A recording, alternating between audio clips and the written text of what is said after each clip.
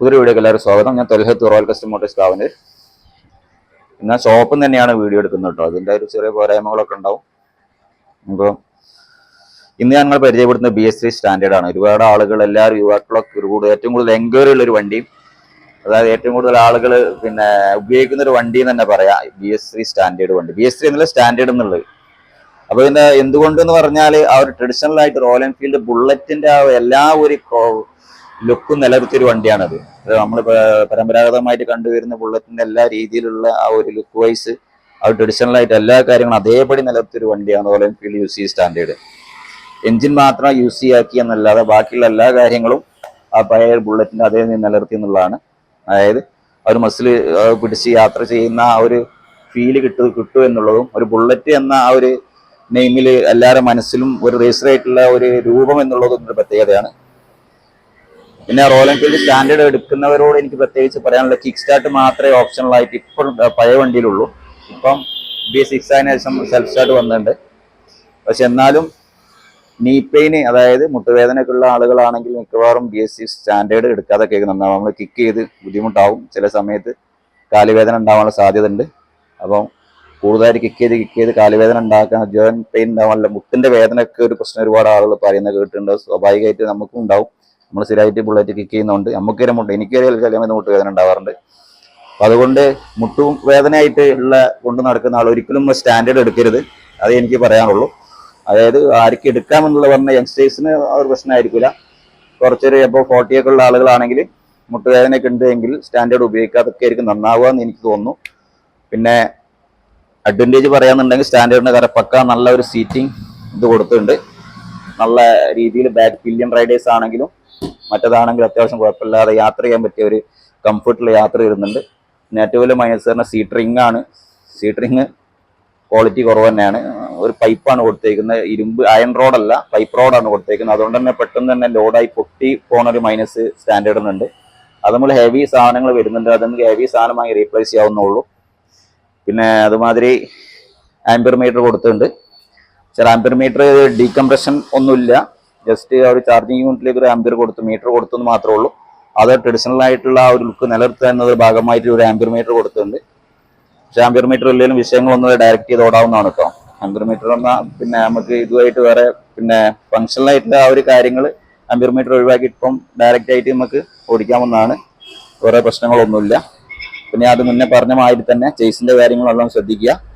പിന്നെ സൈലൻസറിന്റെ കാര്യമാണെങ്കിലും 3750 രൂപ വരുന്നുണ്ട് BS3 സൈലൻസറിന്. പിന്നെ അതുമാതിരി തന്നെ സെൽഫിന്റെ കാര്യങ്ങളിൽ ആ ഒരു ടെൻഷൻ ഇല്ല എന്നുള്ളതാണ് ഏറ്റവും വലിയ അഡ്വാൻറ്റേജ് ആയിട്ട് ഇതിന് പറയാനുള്ളത്. സെൽഫ് സ്റ്റാർട്ടുമായിട്ട് ബന്ധപ്പെട്ടിട്ട് വരികയാണെങ്കിൽ പിന്നെ വലിയൊരു ചെലവ്, ഭാരിച്ച ചെലവ് നമുക്ക് വരില്ല എന്നുള്ളതാണ് എല്ലാ സ്റ്റാൻഡേർഡിലേക്ക് ആകർഷിക്കാൻ കാരണം. അതായത് മെയിൻ്റനൻസ് കുറവാണെന്ന് പറയും. അത് കാരണം അതാണ്, സെൽഫ് സ്റ്റാർട്ട് ഇല്ല. ഒരു 4500 രൂപ 2500 രൂപ മോട്ടർ ആ ഒരു ഭാഗമല്ല. പക്ഷെ അതൊരിക്കലും ലാഭമായിട്ട് നമുക്ക് കരുതാൻ പറ്റില്ല. കാരണം നമുക്ക് കിട്ടുന്ന ഒരു എക്സ്ട്രാ ഒരു ഫീച്ചർ അത് ഇല്ല എന്നുള്ളതിന്റെ ഒരു ലാഭമാണ് അത്. അതായത് ഇപ്പോഴത്തെ കാലഘട്ടത്തിൽ സെൽഫ് ഇല്ലാത്ത വണ്ടി കൊണ്ടെടുക്കുക എന്നുള്ള കുറച്ച് ബുദ്ധിമുട്ടുള്ള കാര്യമാണ്. ന്യൂട്രാക്കി എവിടെയെങ്കിലും വണ്ടി ഓഫ് ആയി കഴിഞ്ഞാൽ ന്യൂട്രാക്കിയിട്ട് വണ്ടി കിക്ക് ചെയ്ത് സ്റ്റാർട്ട് ചെയ്യാന്നൊക്കെ പറഞ്ഞാൽ എന്നെ സംബന്ധിച്ചിടത്തോളം ബുദ്ധിമുട്ടാണ്. ചില ആളുകൾക്ക് ചിലപ്പം ഇതൊരു റോയൽ എൻഫീൽഡിന് ആ ഒരു ബുള്ളറ്റ് സ്റ്റാൻഡേർഡ് എന്ന് വികാരമായി കാണുന്ന ആളുകൾക്ക് വിഷയമായിരിക്കില്ല. എന്നാലും അതൊരു മൈനസ് തന്നെയാണ്. പിന്നെ ബാറ്ററി ഒക്കെ 5LBന്റെ ബാറ്ററിയാണ് കൊടുത്തേക്കുന്നത്. 5 ആംപിയറിന്റെ ബാറ്ററിയാണ്. അതും ബാറ്ററിക്കും വില കുറവാണ്. ഒരു 1600 രൂപ മാത്രമേ ബാറ്ററിക്ക് വരുള്ളൂ. പിന്നെ ഹാൻഡിൽ ബാർ, പിന്നെ ഫ്രണ്ടിൽ ഡ്രം ബ്രേക്കാണ് പഴയതിന് കൊടുത്തേക്കുന്നത്. അത് ഇടയ്ക്കിടയ്ക്ക് ജാം ആവുന്നൊരു വിഷയമുണ്ട്. അത് എപ്പോഴും നമ്മൾ വീല് ഫ്രീ ആക്കിയിട്ട്, എല്ലാ സമയങ്ങളിലും വീല് ഫ്രീ ആക്കിയിട്ട് ഫ്രണ്ട് ബ്രേക്ക് ഒന്ന് അപ്ലൈ ചെയ്തിട്ട് വീല് ജാം ഉണ്ടോ നോക്കണം. അതല്ലെങ്കിൽ നല്ല രീതിയിൽ മൈലേജിനെ ബാധിക്കുന്ന ഒരു വിഷയം സ്റ്റാൻഡേർഡിൽ കാണാറുണ്ട്. അത് ഈ ഒരു കാരണമാണ്. നമ്മൾ രാവിലെ വണ്ടി കുറെ ഓടിക്കുന്ന സമയത്ത് ഇങ്ങനെ ഒന്ന് നോക്കുക. അതേമാതിരി തന്നെ ബാക്ക് ബ്രേക്കും പിന്നെ ബാക്കിലെ വീലും അതേമാതിരി ശ്രദ്ധിക്കുക, ബ്രേക്ക് ജാം ആവുന്നുണ്ടോ എന്നുള്ളത്. പിന്നെ എപ്പോഴും ശ്രദ്ധിക്കാനുള്ള കാര്യം 2 ബ്രേക്ക് ഒന്നിച്ച് പിടിക്കുക എന്നുള്ളതാണ്. സ്റ്റാൻഡേർഡിനും ഏത് വണ്ടി അങ്ങനെ തന്നെയാണ്, 2 ബ്രേക്ക് ഒന്നിച്ച് പിടിക്കുക. പിന്നെ മെയിൻ്റനൻസ് വൈസ് നോക്കുകയാണെന്നുണ്ടെങ്കിൽ ഞാൻ പറഞ്ഞല്ലോ, ക്ലാസിക്കിന്റെ ആ ഒരു ഹെവി എക്സ്പെൻസ് ആയിട്ടുള്ള സെൽഫ് സ്റ്റാർട്ട്, പിന്നെ സ്പ്രേ ക്ലച്ചിന്റെയും മോട്ടറിന്റെയും ആ ചെലവ് ഇല്ല എന്നുള്ളത് ഒഴിച്ചാൽ ബാക്കി എല്ലാ സാധനങ്ങളും, എല്ലാ സർവീസ് കോസ്റ്റും സെയിം തന്നെയാണ് വരുന്നത്. ബാക്കി കാര്യങ്ങളൊന്നുമില്ല. ക്ലാസിക്കിനേക്കാൾ ക്രാങ്ക് കുറച്ച് വെയിറ്റ് കൂടുതലുണ്ട് എന്നുള്ളൂ. 10500 ക്രാങ്ക് വെയിറ്റ് വരുന്നുണ്ട്. അതിൻ്റെ ഒരു യാത്രാസുഖം ഈ വണ്ടി കുറച്ച് കൂടുതലായിട്ട് നമുക്ക് കിട്ടും.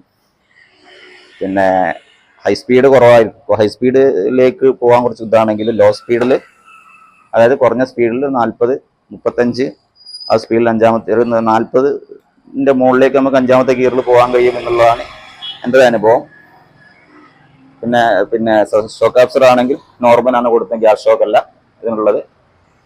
നോർമൽ ഷോക്ക് ആബ്സറാണ് കൊടുത്ത്, ഗ്യാസ് ഷോക്ക് ആയിട്ട് കൊടുത്തിട്ടില്ല. പിന്നെ ബാക്കാലും ടെയിൽ ലൈറ്റിനൊക്കെ ആണെങ്കിൽ പൊട്ടിക്കഴിഞ്ഞാൽ വേറെ 50 രൂപ മാത്രമേ വില വരുന്നുള്ളൂ, ആ ഒരു ടെൻഷനില്ല. അതുമാതിരി പിന്നെ ഹെഡ്ലൈറ്റ് ആണെങ്കിലും പൊട്ടിക്കഴിഞ്ഞാൽ 240 രൂപ മാത്രമേ വരുന്നുള്ളൂ. ഹാൻഡിൽ ബാറിന് ഇപ്പോൾ വരുന്നത് 800 രൂപയാണ്.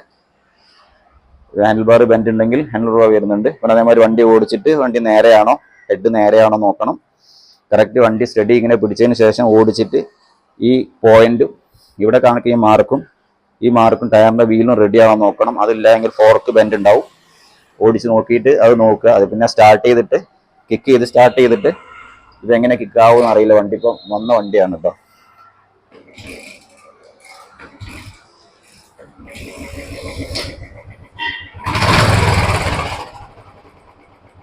ഇതിപ്പോൾ സർവീസിന് വന്ന വണ്ടിയാണ്.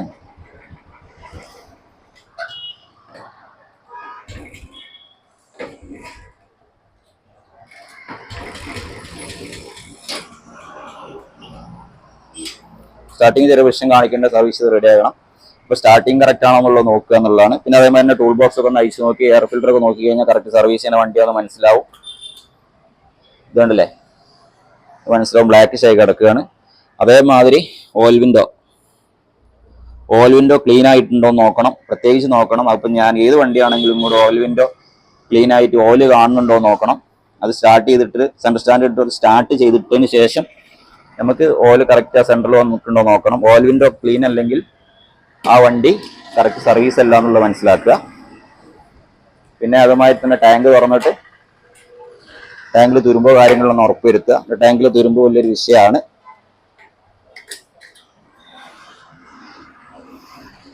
പിന്നെ കാർബറേറ്ററിന് BS3 വരുന്ന 3500 രൂപയാണ്. കാർബറേറ്ററിന് വിഷയങ്ങളുണ്ട്. 3500 രൂപയാണ് കാർബറേറ്റർ വരുന്നത്. 2 സ്പാർക്ക് പ്ലഗ് ആണെങ്കിൽ 320 രൂപ വില വരും. പിന്നെ ഓയിലിനാണ് 1050 രൂപ വില വരുന്നുണ്ട്. പിന്നെ എയർ ഫിൽറ്റർ 220 രൂപയാണ് വരുന്നത്. പിന്നെ ബാക്കിയുള്ള കാര്യങ്ങൾ സർവീസ് പാർട്സ്, ഫ്രണ്ടിലെ ബ്രേക്സ് 470 രൂപ വില വരും. ബാക്കിലെ ബ്രേക്സ് 350 രൂപ വില വരും. ചെയിൻ സ്പ്രോക്കറ്റ് ആണ് 2150 രൂപ. ക്ലാസിക്കിനൊക്കെ 50 രൂപ കുറവ് മാത്രമേ വരുന്നുള്ളൂ. പിന്നെ വിനിലെ റിമ്മ് മാറ്റണം. റിമ്മ് ബെൻഡ് ഉണ്ടോ എന്നുള്ളതെന്ന് കറക്കി തിരിച്ചിട്ട് നോക്കുന്ന വേണം. ഔട്ട് ഉണ്ടോ എന്നുള്ളത് നോക്കണം. അതായത് ബാക്ക് നോക്കണം. പിന്നെ സൈഡ് സ്റ്റാൻഡിന് ഇവിടെ ക്രാക്ക് ഉണ്ടോ, കാരണം ഇതിന്റെ സൈഡ് സ്റ്റാൻഡേർഡിന് കുറച്ച് കനം കുറഞ്ഞ സ്റ്റാൻഡേർഡാണ് 2017 മുന്നേ കൊടുത്തിരുന്നത്. അത് പറ്റ തിക്നെസ് കുറവാണ്. അപ്പോൾ സൈഡ് സ്റ്റാൻഡിൽ പ്രശ്നങ്ങളോ അല്ലെങ്കിൽ ഇവിടെ ക്രാക്കോ വെൽഡിങ്ങോ ഉണ്ടോ എന്നൊക്കെ നല്ല ശ്രദ്ധിക്കണം. അപ്പോൾ അതൊക്കെ ഉണ്ടെങ്കിൽ അതനുസരിച്ച് അതനുസരിച്ച് മാർക്കറ്റിന്റെ ഒരു വാല്യൂ കുറയും. ഇപ്പം BS3 വണ്ടിയെ കുറിച്ച്, BS3 സ്റ്റാൻഡേർഡ് എല്ലാവരും എടുക്കാനുള്ള കാരണത്തെ കുറിച്ച് മെയിനായിട്ട് വരുന്ന മെയിൻ്റെനൻസ് സർവീസ് കോസ്റ്റ് കുറവാണ് എന്നുള്ളതാണ്. സർവീസ് കോസ്റ്റ് ഒരിക്കലും കുറവല്ല. സർവീസ് കോസ്റ്റ് എന്ന് പറഞ്ഞാൽ സെൽഫുമായിട്ട് മാത്രം ബന്ധപ്പെട്ട് മാത്രമേ ഉള്ളൂ, ബാക്കിയെല്ലാം സെയിം ആണ്. പിന്നെ ഒരു ലുക്ക്, ട്രഡീഷണൽ ആയിട്ട് ഒരു ബുള്ളറ്റ് കൊണ്ടെടുക്കുക എന്നുള്ള ഒരു ഫീൽ നമുക്ക് കിട്ടുന്നുള്ളതാണ് ഏറ്റവും വലിയ പ്രത്യേകത. പിന്നെ പില്ലിയൻ ക്ലാസിക്കിനേക്കാളും കൂടെ പില്ലിയൻ റൈഡേഴ്സിന് കുറച്ചുകൂടെ ഒരു കംഫർട്ട് എടുക്കുന്ന സീറ്റാണ്. പിന്നെ അതേമാതിരി തന്നെ ഹാൻഡ്ലിങ്ങും അത്യാവശ്യം നല്ല കുഴപ്പമില്ലാതെ നമുക്ക് ലോ സ്പീഡിൽ പോകാൻ പറ്റും എന്നുള്ളത് വലിയൊരു അഡ്വാൻറ്റേജ് ആണ്. അപ്പോഴും സ്റ്റാൻഡേർഡ് ഉപയോഗിക്കുന്ന ഇത് ഞാൻ പറയാനുള്ളത്, മുട്ടുവേദനയുള്ള ആളുകൾ ഒരിക്കലും സ്റ്റാൻഡേർഡിലേക്ക് പോകാതെ മാത്രമേ ഉള്ളൂ. ബാക്കിയുള്ള കാര്യങ്ങൾ നിങ്ങൾക്ക് സെലക്ട് ചെയ്യാവുന്നതാണ്. ഇതാണ് BS3 സ്റ്റാൻഡേർഡിനെ കുറിച്ച് എനിക്ക് പറയാനുള്ളത്. അപ്പോൾ അടുത്ത വീഡിയോ കാണാം. Thanks for watching.